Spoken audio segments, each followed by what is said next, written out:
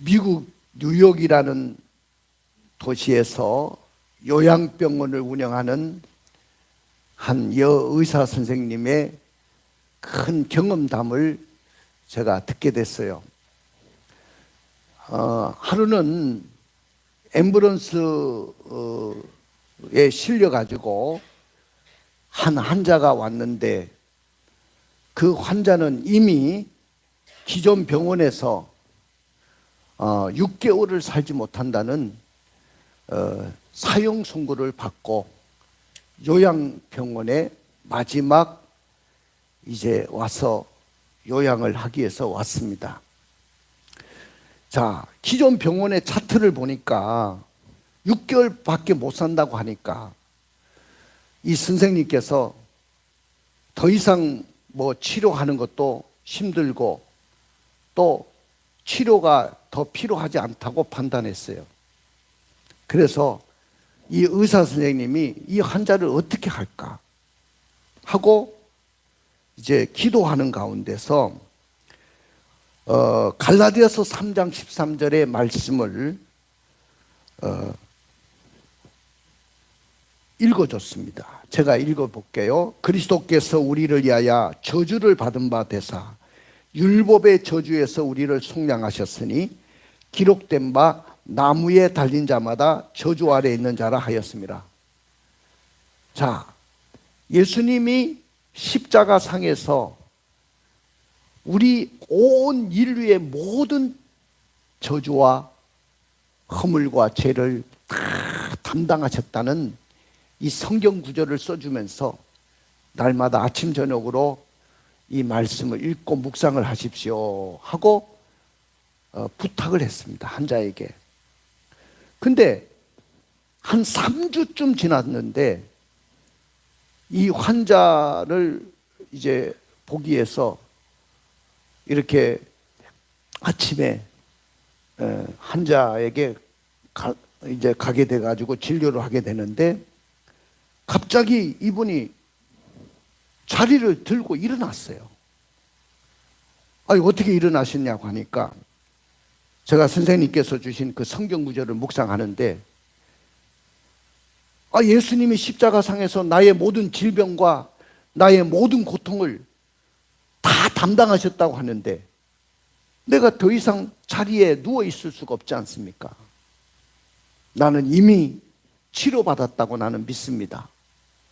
이렇게 선언하면서 자리에 일어나 있더라는 거예요. 그리고 나서 그분은요, 얼마 안 있어서 건강을 회복받고 그 요양병원을 나오게 됐다는 거예요. 나는 오늘 여러분들에게도 이런 말씀의 능력이 임할 수 있기를 주님의 이름으로 축복합니다. 오늘 이 목사님의 설교가 여러분들 속에 임할 때 그런 기적이 일어나는 거예요. 말씀이 전해지는 그 현장에는 항상 기적이 일어난다고 여러분들이 기대하셔야 될 줄로 믿습니다. 오늘도 우리 목사님이 말씀을 선포할 때 놀라운 역사가 일어난다. 또 나에게도 기적이 일어날 것이다. 내 삶 속에서도 모든 절망들이 다 물러가게 될 줄로 분명히 믿습니다. 성경에 보니까 고린도전서 4장 20절에 보면, 거기 한번 읽어볼까요? 하나님의 나라는 말에 있지 아니하고 오직 능력에 있습니다. 그렇게 말씀했어요. 다시 한번 읽어보겠습니다. 시작. 하나님의 나라는 말에 있지 아니하고 오직 능력에 있느니라. 믿습니까? 그렇습니다. 여러분들, 하나님의 나라는 절대로 말에 있지 않습니다. 오늘 목사님이 말씀을 통해서 말로 여러분들에게 말씀을 선포하지만은 하나님의 말씀은 말에 있지 않고 능력이 있어서 여러분의 가정을 살릴 줄로 믿습니다. 여러분의 삶을 회복시킬 줄로 믿습니다. 여러분의 인생에도 기적이 일어날 줄로 믿습니다. 사랑하는 성도 여러분, 오늘 바울의 선교팀이 빌립보를 떠나가지고 암비볼리와 아볼로니아를 거쳐가지고 도착한 도시가 데살로니가라는 도시입니다. 그 도시는 지금도 그리스라는 나라의 한 도시 이름이 지금도 그 도시 이름 그대로 갖고 있어요. 데살로니가. 제가 성지순례 하면서 2번을 그쪽으로 갔는데 데살로니가라는 도시에는 가보지 못했어요. 이번에는 꼭 가려고 했는데 이상하게 갈 수가 없어서 가보지 못한 것이 너무 아쉽습니다. 이 데살로니가라는 도시는요, 마게도냐 지역에서 수도 역할을 하는 그런 큰 도시였습니다. 빌립보보다도 더 큰 도시예요. 그리고 이 도시는 항구 도시이기 때문에 우리 인천과 같이 항구를 끼고 있습니다.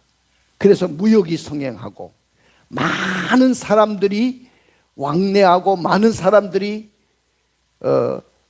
그곳에 모여드는 그런 큰 도시가 바로 데살로니가였습니다. 그런데 바울이 빌립보에서 데살로니가까지 왔다고 하니까 뭐 멀지 않는 거리에 왔다고 여러분들이 생각하실지 모르겠지만은 거리상으로 보면 160km입니다. 굉장히 먼 거리예요. 여기서 아마 한 대전 정도 갈 수 있는 그런 거리에 떨어져 있는 도시였어요. 그걸 다 걸어가지고 이제 그곳에 왔는데, 빌립보에서 여러분들이 무슨 말씀을 들었죠? 지난 시간에 감옥에 갔잖아요. 점치는, 귀신에 들려가지고 점을 치는 그 아이가 귀신이 떠나가면서 주인이 수익이 없어졌다는 그 자신의 손해본 것 때문에 결국은 이 사람을 관리들에게 넘기고 매를 떼고 옥에 갇히는데 쇠고랑에 채워지고 발에는 착고가 채워지고, 그리고 깊은 감옥에 이제 갇혔을 때 찬송과 기도를 통해서 옥문이 열리고 또한 착고가 다 풀려지고 쇠사슬이 풀려지는 이런 놀라운 사건과 기적을 통해서 간수장이 선생들아, 어떻게 해야 내가 구원을 받겠습니까? 주 예수를 믿으라. 그리하면 너와 내 집이 구원을 얻으리라. 할렐루야. 그래서 그 간수장이 예수를 믿고 그 가정 전체가 빌립보 교회의 큰 일원이 됐다는 이야기를 들으셨어요. 근데 데살로니가라는 도시에 왔을 때 이미 바울과 실라는 너무 매를 많이 맞았고 옥에 갇혀 있었다 보니까 온몸이 만신창이가 돼서 데살로니가에 왔어요. 그 데살로니가에 와서 다행히 그 데살로니가에 오니까 복음을 전할 수 있는 한 접촉점을 만나게 돼요. 바울은 어디든지 도시에 가면 유대인들이 10명만 모여도 유대인들은 뭐를 만들었다고 했죠? 회당을 만들었어요. 그들이 자기의 나라에 있는 예루살렘 성전에 갈 수가 없으니까 예루살렘 성전을 향해서 회당을 지어놓고 유대인들은 안식일 날 정기적으로 거기 모여가지고 말씀을 읽고 말씀을 듣는 그런 시간을 가져요. 빌립보에는 그 회당이 없었기 때문에 기도처를 찾아다니다가 누디아라는 여인을 만났지만은 오늘 데살로니가에서는 바로 유대인의 회당이 있었기 때문에 유대인의 회당에 들어갑니다. 근데 그 유대인의 회당에 들어가 가지고 여기 보니까 3주 동안, 새 안식일이라고 했으니까 3주 동안 이 유대인의 회당에 들어가서 바울 사도가 말씀을 강론하고 풀어서 해석해주고 말씀을 전할 때 놀라운 기적이 일어났어요. 그 말씀을 전한 후폭풍은 너무 거세게 일어났어요. 거기서부터 교회가 시작됐어요. 거기서부터 교회가 시작되고 또한 이것 때문에 큰 유대인의 핍박도 일어났어요. 오늘 왜 바울 사도의 설교가 선포됐을 때 이렇게 큰 반응이 일어났을까요? 오늘날 목사님들의 그 설교는 바로 청중을 깨우는 설교가 돼야 되는데, 오늘날 정말로 하나님의 역사를 움직이고 기적이 동반되고 성도들의 마음을 변화시키고 성도들의 마음을 만질 수 있는 그런 설교는 어떤 설교인지, 저는 오늘 설교의 제목이 뭐냐면은 한번 따라해 봅시다. 청중을 깨우는 설교. 다시 한번 시작. 청중을 깨우는 설교입니다. 오늘 제목이 뭐라고요? 청중을 깨우는 설교. 여러분들, 목사님들의 설교는 청중을 깨워야 돼요. 그 청중은 잠자는 영혼일 수도 있고, 여기 모인 청중들은 수많은 문제와 수많은 소원과 정말로 간절한 마음으로 이 자리에 나오신 분들이 너무 많아요. 내가 인간적으로 해결할 수 없어서, 내가 인간적으로 어떤 문제 때문에 정말로 가슴 아파하며 힘들어하며 기도하며 이겨내는 사람들이 너무 많습니다. 어떤 사람은 심지어는요, 예배당에 나왔는데 내가 마지막으로 예배당에 와서 예배 드리고 내 인생을 끝내야 되겠다, 그런 절망의 인생의 밑바닥 속에 있는 사람들도 이 자리에 나올 수 있어요.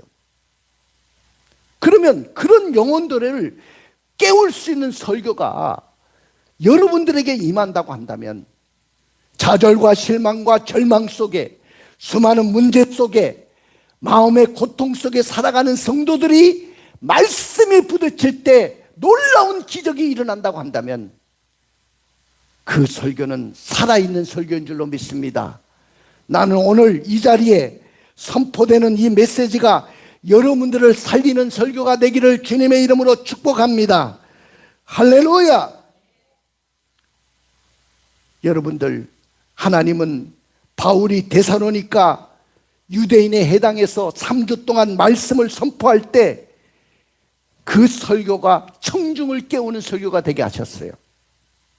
그리고 감동과 감화를 주시기를 원하셨어요.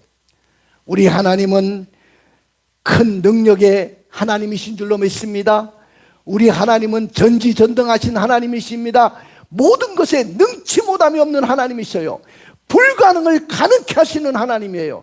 모든 세상의 닫힌 문을 여실 수 있는 분이 바로 하나님이신 줄로 믿습니다. 이 세상에 내가 정말로 모든 문이 다 막혀가지고 내가 어떻게 살아야 될까? 내가 이 고달픈 인생길을 지금 어떻게 살아갈까 고민하는 여러분들은 오늘 이 설교를 통해서 여러분의 인생이 다 바뀌어지기를 주님의 이름으로 축복합니다. 그러면 하나님은 바울의 설교 가운데 어떻게 역사하셨습니까? 하나님이 바울의 설교 가운데 하나님이 어떻게 역사하셨을까요? 그 첫째는 능력으로 임하게 하셨어요. 어떻게 임하게 하셨다고요? 능력으로 임하게 하셨다. 여러분들 한번 성경 읽어보겠습니다. 이 사도행전의 그 상황은 한 9절 정도로 짧게 설명하고 있어요. 그러나 이 사도행전의 이야기는 그렇게 짧게 기록이 되어 있지만은 오늘 사도 바울이 자신이 세운 이 교회, 선교 여행을 통해서 개척한 이 데살로니가 교회 성도들에게 2번에 걸쳐서 편지를 띄웠어요. 그 편지가 데살로니가 전서 또 데살로니가 후서, 2 편지를 띄웠는데 그 편지를 보면 바울의 설교가 어떻게 임했는지를, 오늘 하나님이 그 설교 가운데 어떻게 역사했는지를 말씀하고 있습니다. 우리 데살로니가전서 1장 5절을 읽어볼까요? 이는 우리 복음이 너희에게 말로만 이른 것이 아니라 또한 능력과 성령과 큰 확신으로 된 것임이라. 그렇습니다, 여러분들. 오늘 사도 바울이 설교할 때 어떻게 임했다고 했냐면, 첫째는 큰 능력으로 임하게 하셨다는 거예요. 여러분들, 이 능력이라는 말은 헬라어로 디나미스라고 합니다. 이 디나미스라는 말은 다이나마이트가 터질 때의 그 위력보다도 더 월등한 위력.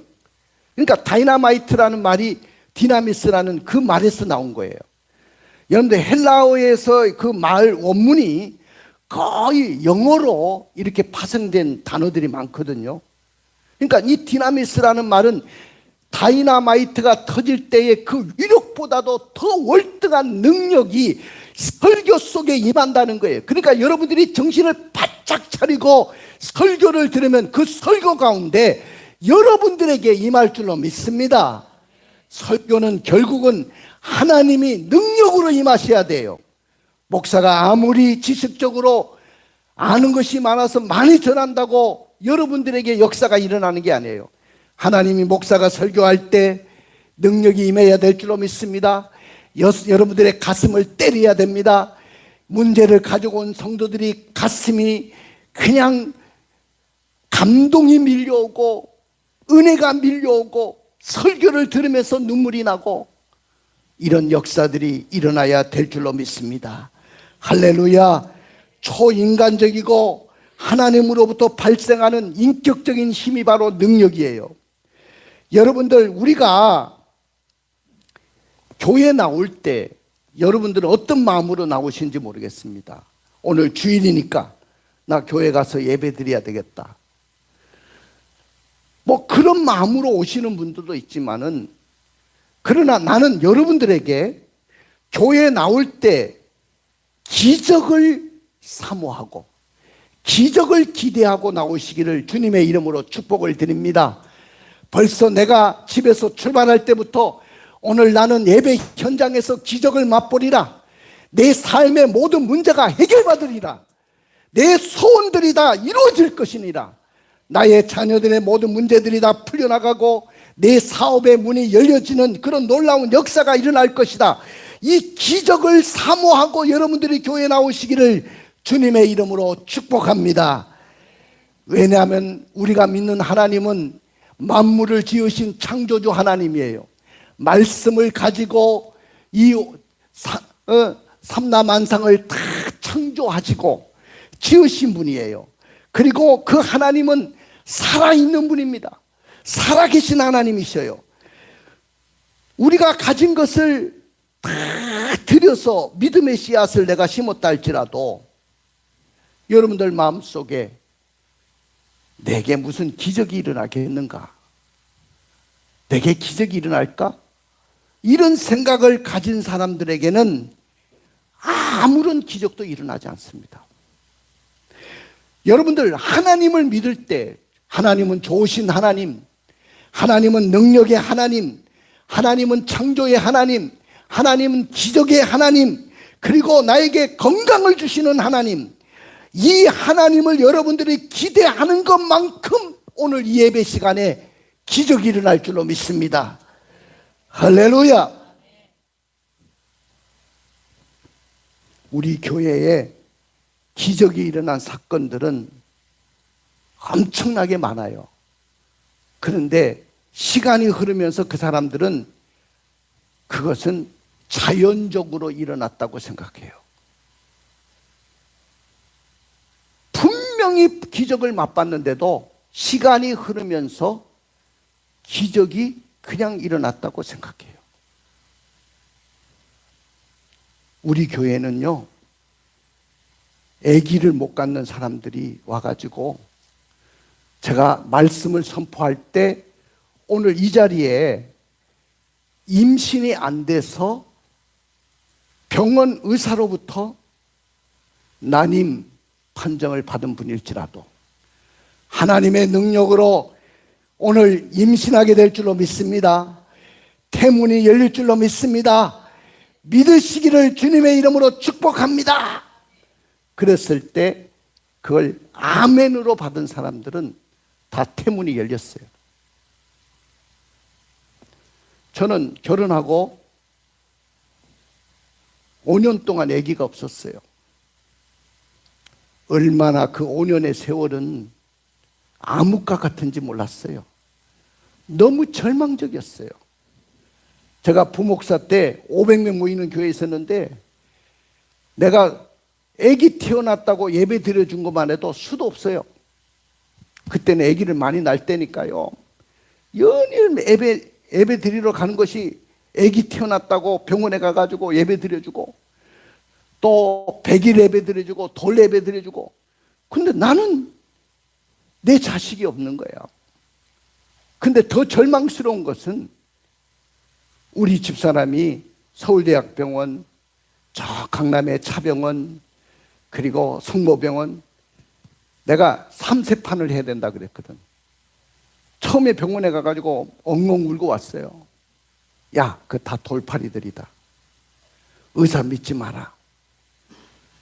우리 3번은 가보자. 그래서 서울대학병원도 갔고 차병원도 갔고 성모병원도 갔어요. 똑같은 판정이에요. 아기 가질 수 없습니다. 마지막에 성모병원 의사는 남편이 뭐 하는 분입니까? 교회 목사님입니다. 저한테 오시라고 하십시오. 그러니까 왜 오라고 하느냐 하면은 아기 포기하라고, 포기 선언해 주려고 의사가 나를 부르는 거예요. 내가 갔을까요, 안 갔을까요? 야, 내가 그래도 명색이 목사인데, 살아계신 능력의 하나님을 믿는 목사인데, 내가 그 의사 앞에 가서 당신은 아기 못 낳는다는 소리 들으려고 가겠느냐? 나 안 가겠어. 우리 집사람한테 나 안 간다. 그거 믿지 마라. 하나님은 살아계시다. 할렐루야. 우리 집사람이 마지막에 오살리 금식기도원에 들어가면서 여보, 나는 응답받지 않고 돌아오면 나는 죽은 줄 아시오. 나는 죽기를 각오하고 아기를 달라고 기도할 거예요. 오살리 금식기도원에 올라갔어요. 근데 토요일이 됐는데 많은 성도들이 기도하러 왔다가 전부 다 주일날 되니까 이제 다 내려가는 건데 자기에게는 아무 응답도 없고 아무것도 보이지 않아서 너무너무 울었다는 거예요. 기도 굴속에 들어가서 펑펑 울었다는 거예요. 그런데 내가 이제 주일날 되니까 우리 집사람이 생각이 나고 걱정돼서 전화를 했더니 기도 응답 받았냐 했더니 받았다는 거예요. 그러냐? 그럼 빨리 내려와라. 아기 가졌을까요? 안 가졌을까요? 여러분들, 그 아기가 자라가지고 지금 33살이 되었고 훌륭한 목사님이 돼 있어요. 저보다도 더 설교 더 잘하는 것 같아요. 오늘도 설교 들어보니까. 여러분들, 나는 한국교회를 깨울 만한 그런 목사가 된다고 저는 확신하고 있습니다. 왜 뜸을 들였냐?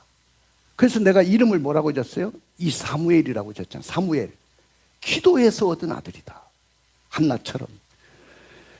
여러분들에게도 이런 기적이 일어나기를 주님의 이름으로 축복합니다. 할렐루야! 하나님의 나라는 말에 있지 않고 오직 능력이 있는 줄로 믿습니다. 하나님이 바울이 그냥 성경 말씀을 풀어서 해석하고 강론하고 그렇게 말씀을 전했는데 그 시간에 하나님이 능력으로 임하게 하신 거예요. 그 설교가 능력으로 임하고 다이나마이트가 터질 때 그 위력보다도 더 강력한 힘으로 그 가슴을 때리기 시작하니까 심령들이 변화되고 심령들이 마음을 열고 예수를 믿게 되고 예수 앞에 돌아오고 하나님의 역사를 경험하게 된 것입니다. 나는 오늘 이런 기적이 여러분들에게도 일어나기를 주님의 이름으로 축복합니다. 사도행전 17장 5절 6절을 읽어볼까요? 사도행전 17장 5절 6절. 바울이 자기의 관례대로 그들에게로 들어가서 새 안식일에 성경을 가지고 강론하며 뜻을 풀어 그리스도가 해를 받고 죽은 자 가운데서 다시 살아나야 할 것을 증언하고 이르되 내가 너희에게 전하느니 예수가 곧 그리스도라 하니. 다시 한번 띄워줘 봐요. 사도행전 17장 5절 6절이에요. 다시 한번 읽어봐요. 방송실 정신 차리고 그건 그렇지 거기지. 5절 6절 아니구나. 이거 내가 잘못했어. 목사님이 잘못했습니다. 2절 3절이에요. 목사님 잘못했어요. 2절 3절. 자, 2절 3절입니다. 읽어보세요. 바울이 자기의 관례대로 그들에게로 들어가서 새 안식일에 성경을 가지고 강론하며 뜻을 풀어 그리스도가 해를 받고 죽은 자 가운데서 다시 살아나야 할 것을 증언하고 이르되 내가 너희에게 전하느니 예수가 곧 그리스도라 하니. 그래요. 오늘 여기에 보니까 사도 바울이 관례대로 성경을 가지고 들어가 가지고 강론하고 뜻을 풀어서 예수 그리스도를 전했어요. 그랬는데 놀라운 기적이 일어났습니다. 나는 오늘 여러분들에게도 이런 기적이 일어나기를 주님의 이름으로 축복합니다.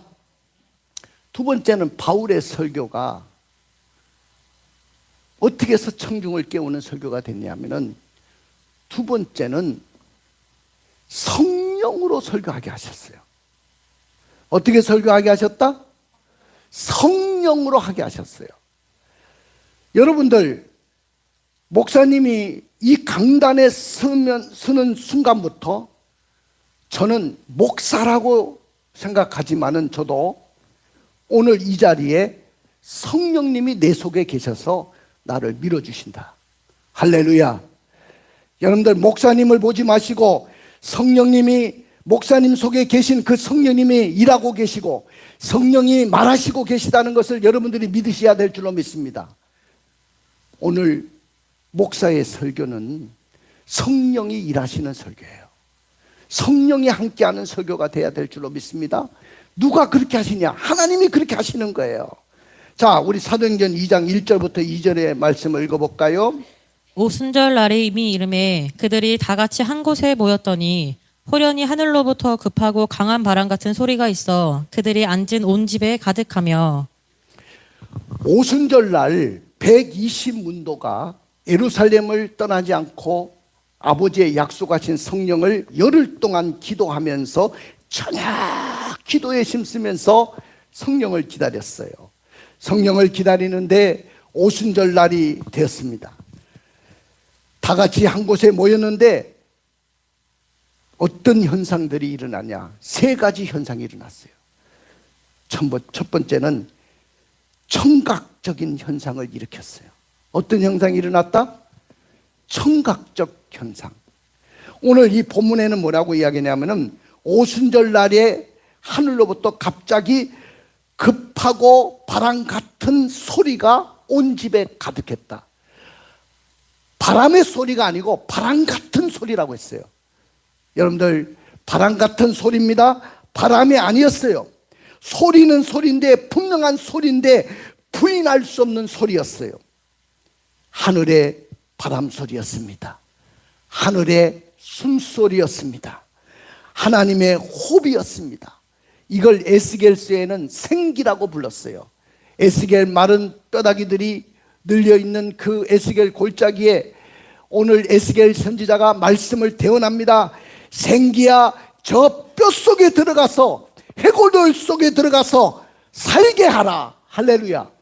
그랬더니 막 뼈들이 움직이기 시작하고 소리가 납니다. 막 뼈들이 따다다다닥 하면서 뼈들이 붙기 시작합니다. 생기가 들어가기 시작하니까 그 뼈들이 붙여지기 시작하면서 거기에 핏줄이 생기기 시작합니다. 가죽이 입히기 시작합니다. 군대처럼 그들이 움직이는 큰 군대같이 사람들로 가득 차게 됐어요. 이것이 성령의 역사입니다. 나는 오늘 여러분들에게도 이 생기의 바람이 여러분의 가슴 속에 흘러가기를 주의 이름으로 축원을 드립니다. 여러분의 길을 때리기를 주의 이름으로 축원을 드립니다. 설교 들을 때 바람 같은 소리를 들어보셨어요? 성령의 호흡을 맡아보셨습니까? 하나님의 생기가 들어가면 마른 뼈다귀도 사는 역사가 일어나는데, 여러분들이 정말로 실망과 절망 속에 빠져 있을지라도 나는 그 문제가 다 해결받을 줄로 믿습니다. 병원 의사에게 진단을 받고 얼마 못 산다는 그런 이야기를 들었을지라도 여러분들이 믿음만 있으면 살아나는 역사가 분명히 일어날 줄로 믿습니다. 두 번째 현상은 시각적인 현상이었어요. 사도행전 2장 3절을 읽어볼까요? 마치 불의 혀처럼 갈라지는 것들이 그들에게 보여 각 사람 위에 하나씩 임하여 있더니. 여러분들, 불의 혀같이 갈라지는 것이 저에게 시각적으로 다 보였다는 거예요. 여러분, 불이 올라갈 때 이렇게 혀가 날름날름 하는 것처럼 불이 보이잖아요. 근데 성령을 불이라고 이야기하지만은 여러분, 불같은 성령이지. 성령을 비유하기를 불같은 성령이라고 했지 불이라고 하지는 않았어요. 오늘 불같은 그 성령의 역사, 그 불덩어리가 그 120문도에게 떨어지기 시작했어요. 그들을 압도하기 시작했습니다. 세 번째 현상은 뭐냐면은 몸으로 저 인격적으로 성령이 만지기 시작했어요. 자, 읽어볼까요? 4절입니다. 그들이 다 성령의 충만함을 받고 성령이 말하게 하심을 따라 다른 언어들로 말하기를 시작하니라. 성령이 오셔서 각 사람의 몸을 만지기 시작하니까 그들이 입이 열리고 다른 방언으로 말하기를 시작했어요. 성령 충만이라는 것이 뭡니까? 바로 내 삶 속에, 내 몸 속에, 내 머릿속에 성령이 임하는 거예요. 혀가 열려가지고 다른 방언을 시작했다는 말은 성령이 내 속에 오셨다는 거예요.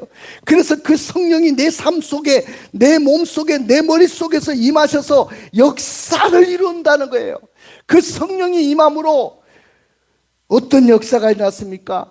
성령이 너에게 임하시면 너희가 권능을 받고 예루살렘과 온 유대와 사마리아 땅끝까지 내 증인이 되리라. 할렐루야. 성령이 임하니까 권능이 임했고, 권능이 임함으로 예루살렘과 온 유대와 사마리아 땅끝까지 복음이 전해지는 역사가 일어났습니다. 오늘 사도 바울의 그 선교 여정을 통해서 보았지만은 예루살렘에서 시작된 그 복음이 저 안디옥 그리고 저 유럽을 덮었고, 마침내 그렇게 박해하던 로마가 예수님이 태어나시고 300년 만에 그 땅에 복음이 전해지고 로마도 예수의 품으로 다 돌아온 줄로 믿습니다. 오늘 세계가 다 그렇게 된 줄로 믿습니다. 할렐루야. 오늘 성령이 임하시는 설교를 할 때 하나님이 성경을 열어주시는 거예요. 성령이 임하시고 성령이 역사하는 그 설교가 될 때 우리의 삶의 방향을 깨닫기 시작하는 거예요. 그리고 하나님께 영광을 돌리면서 살아가는 것이 우리의 삶의 목적이요 본분임을 분명히 말씀해 주시는 것입니다. 그 다음에 마지막인데 세 번째로 바울의 설교는 큰 확신으로 하게 됐어요. 어떻게 했다? 확신으로 했다는 거예요. 확신으로. 자, 우리 다시 한번 2절 3절을 읽어볼까요? 바울이 자기의 갈래대로 그들에게로 들어가서 새 안식일에 성경을 가지고 강론하며 뜻을 풀어 그리스도가 해를 받고 죽은 자 가운데서 다시 살아나야 할 것을 증언하고 이르되 내가 너희에게 전하느니 예수가 곧 그리스도라 하니. 오늘 바울 사도가 유대인의 회당에 들어가서 성경을 열고 성경을 풀어서 강론을 하고 말씀을 전했어요.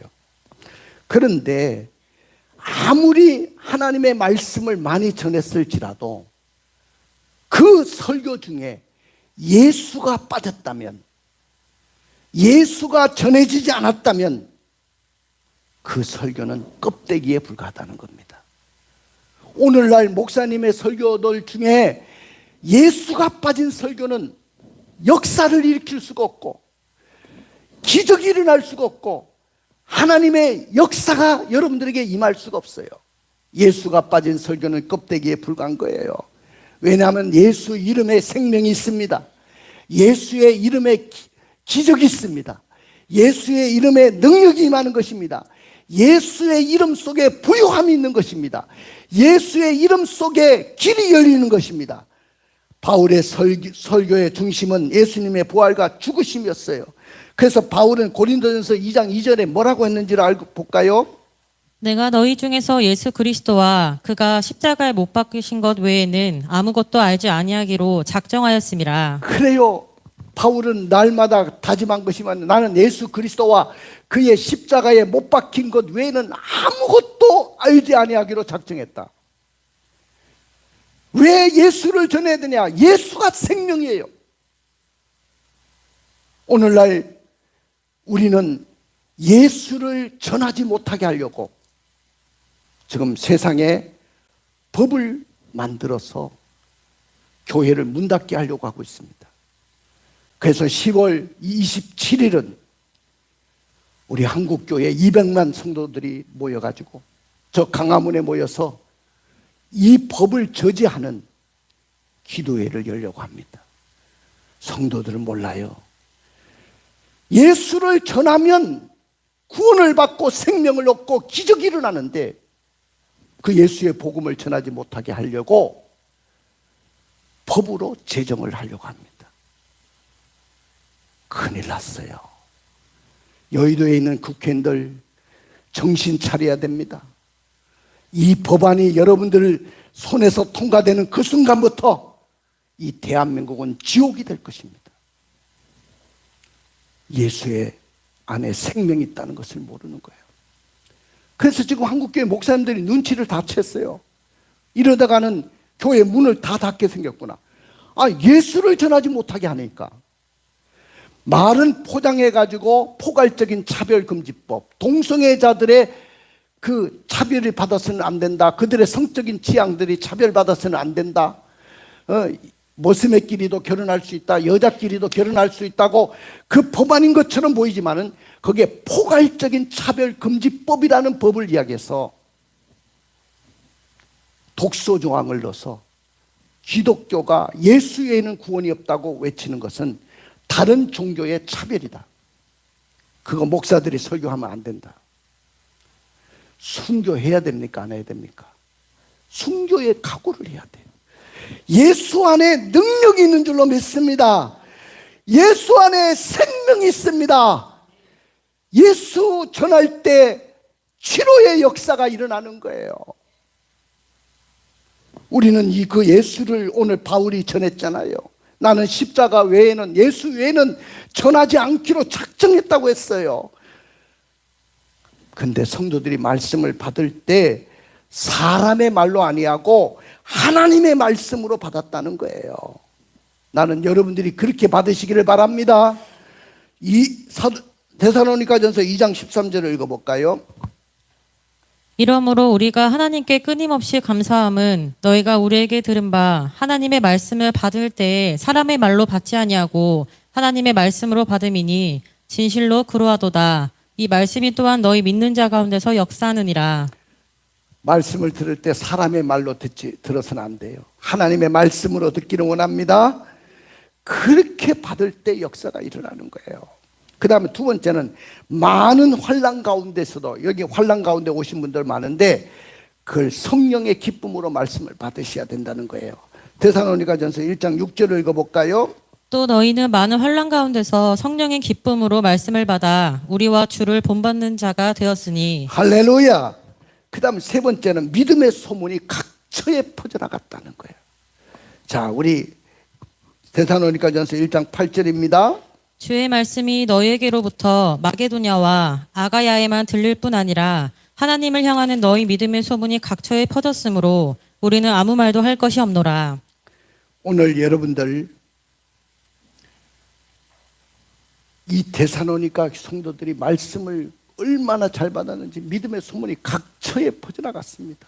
마게도냐뿐만 아니고 아가야까지 온 세상에 믿음의 소문이 그냥 전해지고 퍼져나갔어요. 근데 말씀을 전할 때 두 가지 반응이 일어났어요. 헬라인들과 기부인들이 예수를 믿기로 작정하고 돌아왔어요. 수많은 영혼들이 돌아왔어요. 그러나 유대인들은 시기하고 시장의 불량배들을 선동해가지고 성을 소동하게 만들었습니다. 오늘 그 이야기가 5절 9절에 있습니다. 한번 읽어볼까요? 그러나 유대인들은 시기하여 저자의 어떤 불량한 사람들을 데리고 때를 지어 성을 소동하게 하여 야손의 집에 침입하여 그들을 백성에게 끌어내려고 찾았으나 발견하지 못하매 야손과 몇 현지들을 끌고 읍장들 앞에 가서 소리질러 이르되 천하를 어지럽게 하던 이 사람들이 여기도 이르매 야손이 그들을 맞아 들였도다. 이 사람들이 다 가이사의 명을 거역하여 말하되 다른 임금 곧 예수라는 이가 있다 하더이다 하니 무리와 읍장들이 이 말을 듣고 소동하여 야손과 그 나머지 사람들에게 보석금을 받고 놓아주니라. 할렐루야. 말씀 전한다고 다 은혜받는 거 아니에요. 말씀 듣는다고 다 예수 앞으로 돌아오는 거 아니에요. 어떤 사람들은 시기하고 선동하고 반대하고 나오고 그걸 가로막는 사람들이 있습니다. 바울 사도의 그 시대에도 그런 일들이 일어났어요. 따라해 봅시다. 성교는 청중을 깨우는 설교를 하는 것입니다. 그렇습니다. 성교는요, 능력으로 청중을 깨우는 설교를 해야 되는 거예요. 성교라는 것은 성령으로 청중을 깨우는 설교를 해야 돼요. 성교는 큰 확신으로 청중을 깨우는 설교가 이루어져야 돼요. 만약에 청중을 깨우지 못한다면 청중들 가운데는 아무런 기적도 일어나지 않아요. 그리고 어떤 부흥도 일어날 수가 없습니다. 나는 오늘 우리 교회 가운데 다시 한번 이 강단으로부터 청중을 깨우는 설교가 선포되도록 기도해 주시기를 바랍니다. 할렐루야. 눈을 감아 보십시오. 그리고 손을 가슴에 얹어 보십시오. 사랑하는 성도 여러분, 오늘 설교 잘 들으셨죠? 오늘 여러분들의 설교가 나는 여러분의 삶을 살려내기를 원합니다. 여러분의 인생을 변화시키기를 원합니다. 여러분들이 정말로 세상 가운데서 승리자가 되기를 원합니다. 하나님의 말씀이 강단으로부터 떨어질 때 사람의 말이 아니라 하나님의 말씀으로 아멘으로 받기로 결단하십시오. 받은 하나님의 말씀이 내 생활에 구체적으로 적용되어서 기적이 일어날 수 있도록 결단하십시오. 우리 눈을 뜨십시오.